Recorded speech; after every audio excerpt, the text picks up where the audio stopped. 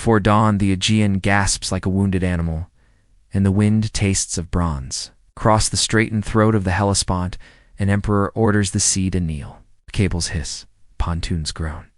Two vast bridges yoke Asia to Europe, and a multitude Persians, Medes, Lydians, Bactrians, tribes stitched together by fear, and the lash surges westward like a moving continent.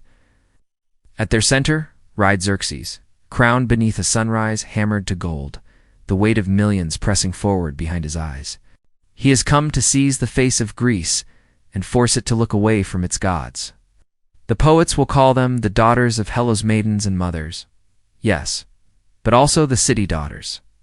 Athens, Sparta, Corinth, Delphi, a living woman in stone and law, each with a temper, a dowry, a voice. What he does to them will not end when the torches gutter. It will live in their sleep for generations. The first touch is not a sword. It is a demand. Earth and water. The language of surrender, the ritual of ownership. Ambassadors in jeweled belts approach town squares as if proposing marriage with a dagger hidden in the bouquet. Give a handful of soil, a bowl of river, and admit that your fields and your wombs belong to another. Some cities cautious, cornered offer the tokens and call it prudence. Others spit in the cup and grind dust beneath their heels. The message returns to Xerxes like a map of defiance, and he reads it not as answer, but as invitation to educate. The lesson will be written in smoke. Hear the march. Hear the earth, remember the boots. Thessaly, the wheat bows to the breeze and does not rise again. In Phasis, the orchards learn the names of fire. In Boeotia, rumors gallop faster than horses. The army is a moving market of terror. It pays in fear, it spends in ruin. Women stand in doorways with hair unbound, braids fallen apart like treaties. They press children to their hips, as if flesh could become shield. In every alley, a decision blooms. Flee with what can be carried. Or remain and watch the calendar of an empire turn all at once to after. At Thermopylae, the land narrows to a blade, and the water bears witness. Greek fathers draw a line where the mountains stoop to kiss the sea, and they hold it with the stubborn tenderness of men who understand that a home is not merely a place, it is a vow. For a handful of days the pass is a throat too tight to swallow them, and the daughters of Hellas breathe music into their fear, songs of small numbers that refuse to count to defeat. But a goat path betrays the secret spine of the cliffs. The Persians pour around like ink seeking parchment's edge. The last defenders make of themselves a wall. When the dust settles, the road is open, and the lesson from the king continues. Now the army moves like weather. Villages sprout blackened chimneys like snapped teeth. The flutes and lyres are strangled mid-phrase. In Thespia and Plataea, the hearth gods cough and die. Fields that took decades to coax into benevolence surrender in a single afternoon. The damage is arithmetic only to accountants. To the living it is grammar how the empire conjugates existence. I take, you yield, they weep. Athens chooses the sea rather than the chain. Triremes snarl in their harbors like racing hounds. The city's decree is abrupt and absolute. Women and children to safety, men to oars and spear. Mothers wrap their households into bundles so small they seem to be packing only air and memory. Daughters kiss door lintels and the cool stone of stairwells, memorizing the way a palm print fits a house. Boats groan as if learning sorrow.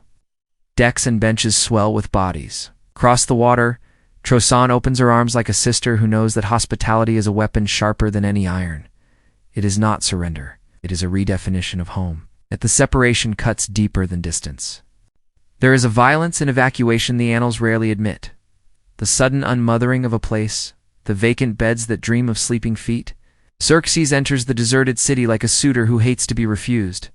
Torches strike flint, the Acropolis ground of Athena, altar of a people's stubborn intelligence, wears a collar of flame. Statues crack, their marble faces splitting into second expressions, grief, astonishment, accusation. The sacred olive shrivels, and then by rumor and miracle throws up a green sprout the next day. Athena's faint breath and smoke, but do not mistake this for restoration. A burned temple is a message, not merely a loss. It announces that gods can be humiliated, that oaths can be made to bite their own tongues. To the daughters of Hellas, the ash tastes of sacrilege as much as sorrow. Their sanctuaries have been stripped like bodies. From the slopes of Salamis, exiles watch their city burn, knuckles white around railings and rosaries of shell. Children learn new words. Exile, fleet, fate. Men bend over oars until the wood darkens with sweat, until the sea becomes a roadway on which courage can finally arrive. The Persian navy, vast and varied, clinks and creaks under the gaze of its king, seated on a high chair of certainty. Among the enemy ranks sails a woman, Artemisia of Caria, hawk-eyed and unsentimental, a cutting irony for those who think the war cares about the gender of its servants. Then the straits narrow, the wind shifts. Greek triremes knife forward, not many, just enough driven by the physics of desperation and the mathematics of home. Hulls shatter, masts topple like felled pines, and the water swallows voices that still believed conquest could be tidy. Xerxes watches defeat arrive like a forgotten tide. Spectacle is intimate, ships colliding at arm's length, eyes meeting across the real estate of death. When the king leaves, he does not leave empty-handed. Leaves an occupation to finish the lesson. Mardonius remains with a hand-picked blade of troops, suave brutality in a commander's cloak. He promises what tyrants always promise: terms, mercy, a future built from the rubble he's making. The year rolls and Attica is visited by a second season of ruin. Athens burns again. Columns fall like exhausted athletes, and the daughters of Hellas tighten their shawls against a summer that suddenly feels like winter. Plataea becomes a harvest field of answers. The Persian camp spreads its rugs of luxury over stolen soil. Greek hoplites plant their feet where the furrows once ran. The air turns metallic with intention. When the battle finds its hour, it is less a contest than a memory snapping into place.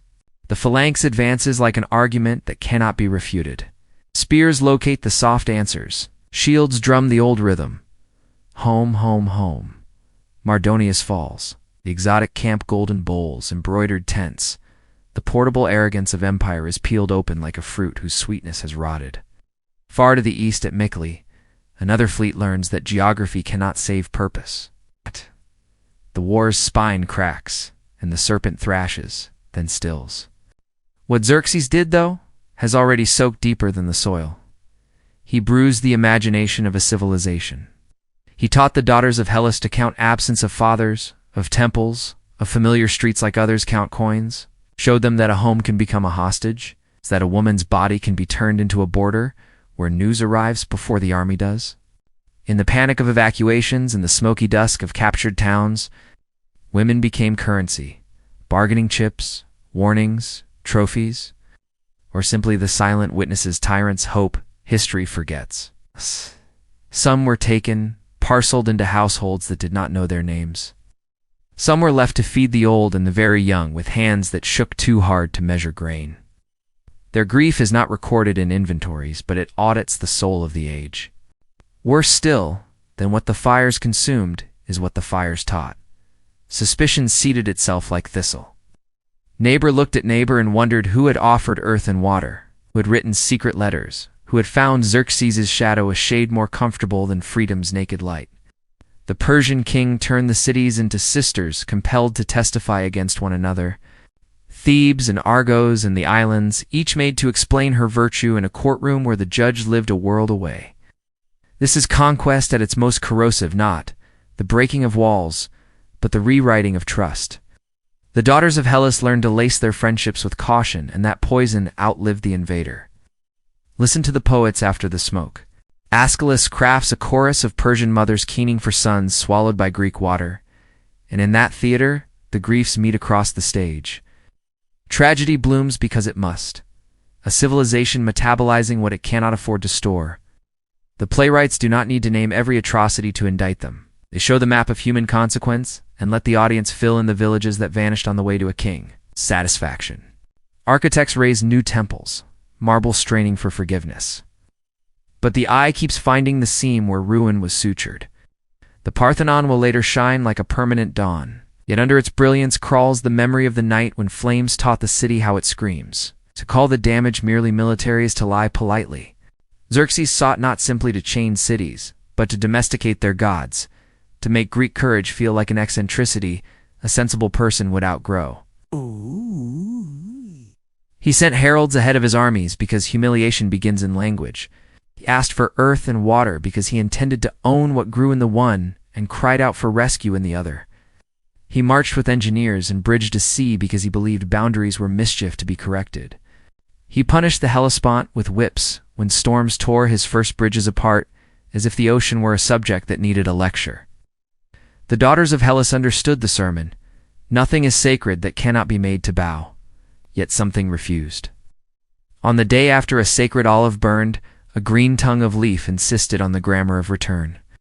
In refugee camps, children learned the alphabet on scraps of driftwood and recited it as prayer.